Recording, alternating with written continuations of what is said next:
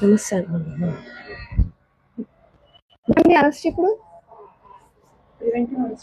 దేని గురించి మేమేం చేస్తాం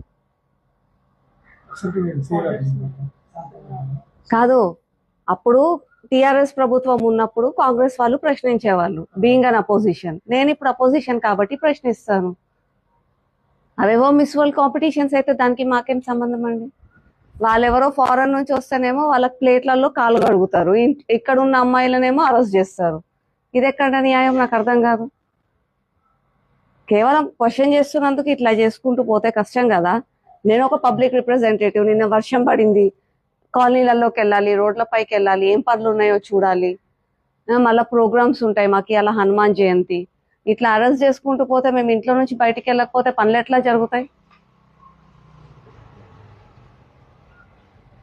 సరూర్ నగర్ నుంచి వచ్చారా?